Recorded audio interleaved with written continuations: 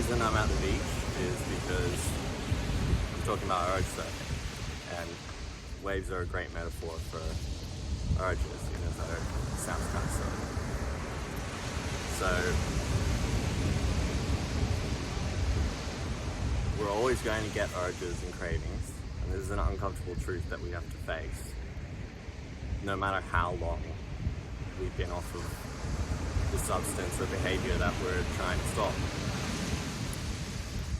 And keep in mind, this is useful for anyone who's already off of their substance, already just quit smoking weed, or someone who's just trying to reduce or taper off, and they're just trying to get through that one urge, even if they're planning on giving into the next urge. So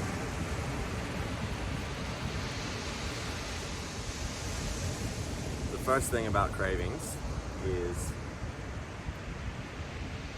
one, they're always going to come, and then two, they're going to be there whether we deny them or not. So if you're someone who's already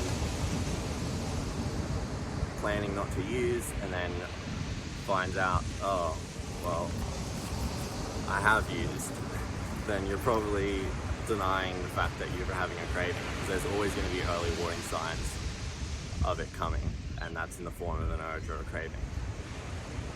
You don't just suddenly accidentally use. Even if you accidentally show up in an environment where someone offers it to you, that craving and urge is still going to come up before you use. So the first thing to do, once you have that awareness of your urges, is to not feed it. If you feed the urge, it's just going to get worse, and typically, like a wave, the urge is going to rise, it's going to have its peak when it's at its strongest, and then it's going to come down again. And like waves, all urges eventually end. But if you feed it, then it basically won't end. The more you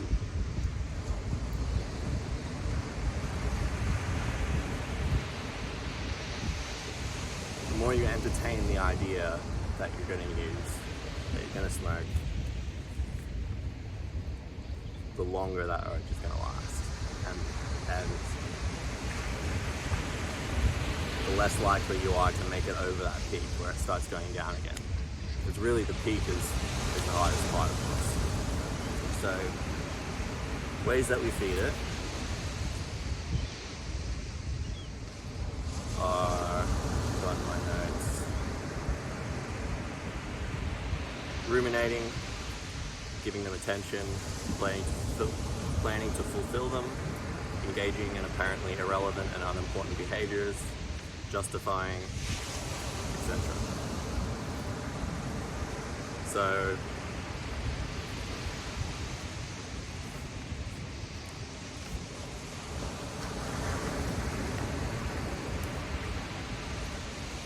you need to be aware of the fact that just because you have decided in your mind that you're going to, it doesn't mean that you are. So many times I've decided I'm going to give into this craving, and I go to ruminate on it, think more about how I'm going to, how good it's going to be, how I'm going to go get it, and then go and smoke.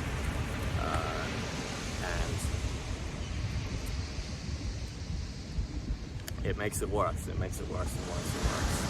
And then eventually, sometimes when I get closer to that peak, I realize what I'm doing, and I realize that I have a choice just to let go, and that the peak's gonna flatten out and it's gonna start going down again. And you need to realize that at any point, if you just stop feeding it, it's gonna change and it's gonna pass over. And the more you learn this skill, the more times you're going to reinforce the habit of letting go of it and just letting that wave pass. But the more times that you give into it, the harder it's going to be next time you try and do that. So you want to, right now it might seem really, really difficult, but it's because you have always reinforced giving into it. The more you practice this, the easier it's going to get. So here I've got a little description of the metaphors that I'm going to read out. I'm not going to do my own description of the metaphors. I'm just going to read it out for you guys because I'll probably suck at it. So, ocean wave. Imagine that urges are like ocean waves that arrive, crest and subside. They're small when they start, will grow in size, and then will break and dissipate. Surfers have to trust that the waves will eventually get smaller and reach the shore, even when the waves feel large and overwhelming. You can ride the wave by using the breath as a kind of surfboard until the urges pass. Riptide. A riptide is a strong current of water flowing towards the sea, away from the beach.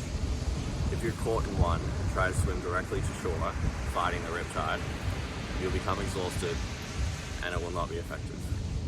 If you swim in the direction of it, or parallel to the shore, you will eventually float out of the riptide and be able to make your way back to the shore. Waterfall. Trying to fight urges is like trying to block a waterfall. You can end up being overwhelmed with the water. With the approach of mindfulness, you can step behind the waterfall and watch the water, cravings or urges and impulses, just go right past. So if you want something to visualize in your mind, you can think of those metaphors. Personally, the sort of explanation that I gave is more the way I look at it, and it's the way that helps me more, but whatever works for you. And the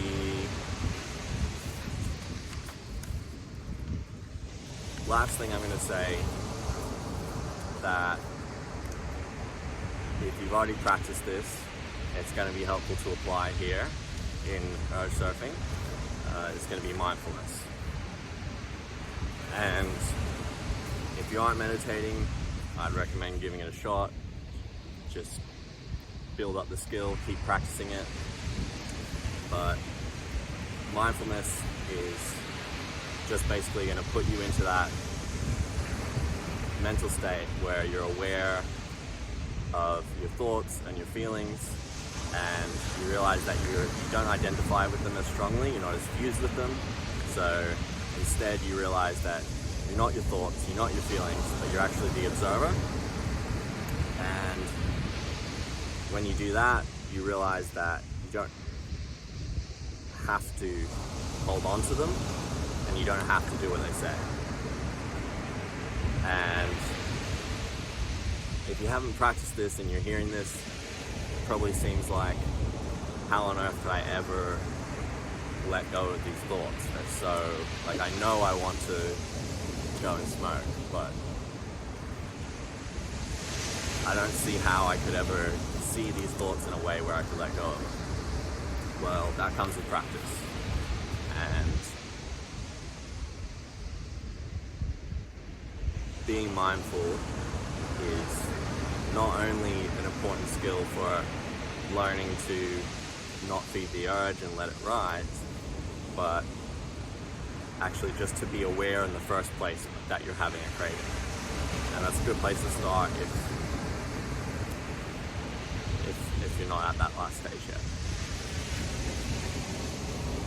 So a couple questions you can ask yourself about, the sensation. Does the sensation feel tight or loose? Does the sensation have a temperature? Where is the sensation located? Where are the sensation's exact borders? Are these borders well defined and firm, like the edge of a football, or soft and fuzzy like a cotton ball? How do these qualities vary with each breath?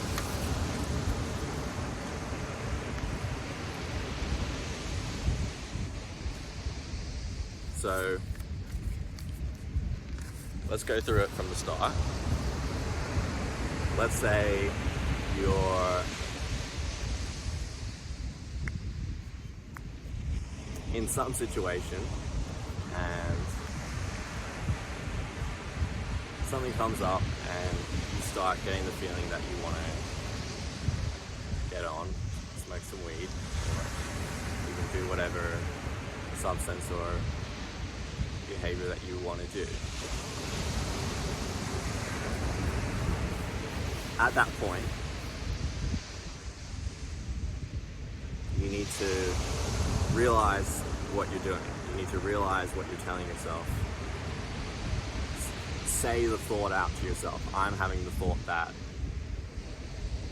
I want to go punch a cat. Or I'm having the thought that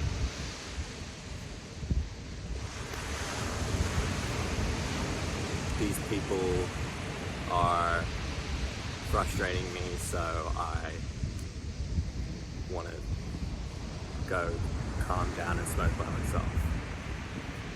And that's that first step of acknowledging the craving. If you can't do this straight away, you can look back at times that you have used, and you can think, how did I start with that thought to get to the actual point of using it, and you'll be able to identify a craving in the past. Now all you have to do is figure it out in the present. So, okay, I'm having the thought that I want to use. I know why I want to use. I've sort of removed myself from the vulnerability of what's making me want to use, just for the time being. I'm not saying avoid it, but just for the time being, so that I can deal with this urge so I don't act on it. Then I return to my breath. Try and be mindful.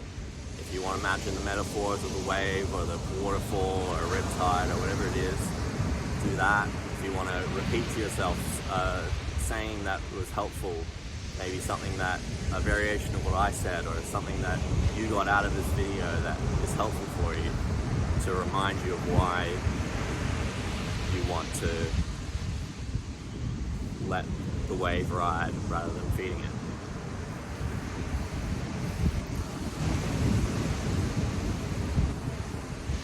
Give that a go, give yourself some time, check up on yourself. Is it working?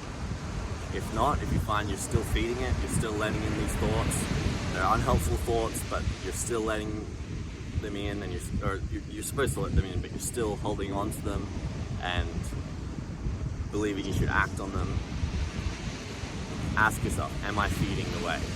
Am I feeding this urge? And if you are, then just know that if you keep going this way, it's never going to end.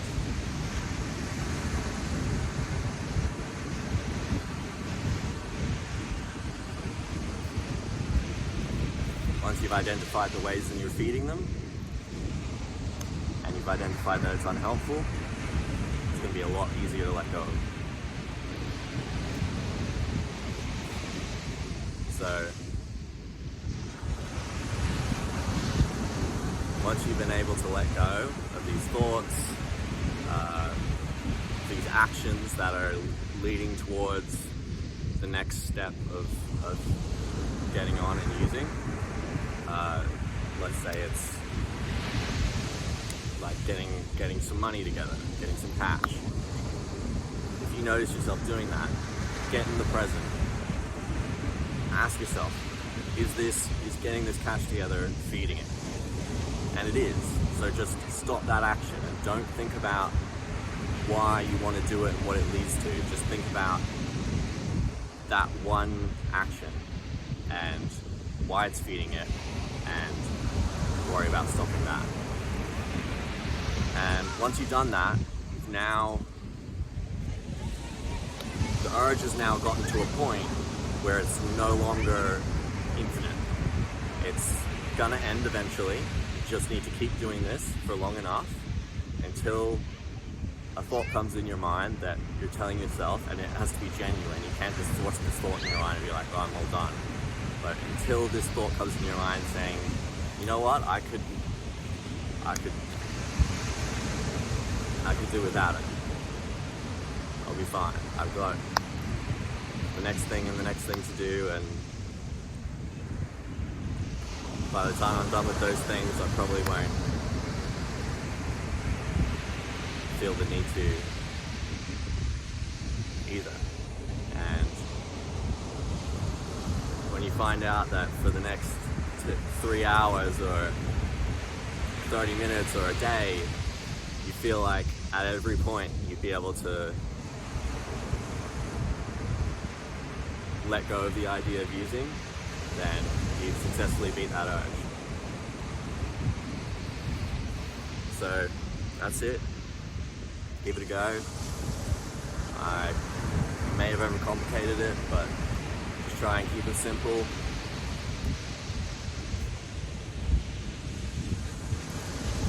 And just know that you always have this to fall back on if you can't do any of the other things to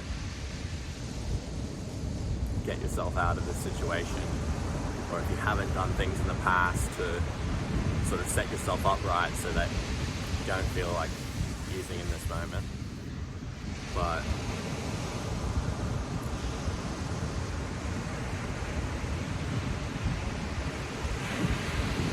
yeah, my name is Luke. I help young men especially to quit their addictions, especially smoking weed. If that's something that resonates with you, keep watching, maybe click on another video, and stay tuned, because later on down the line I'll have a course, not a course, but more like a community where we get together and we can share our experiences and learn from each other, and maybe you can learn a bit more from me on why we should quit this stuff and how to.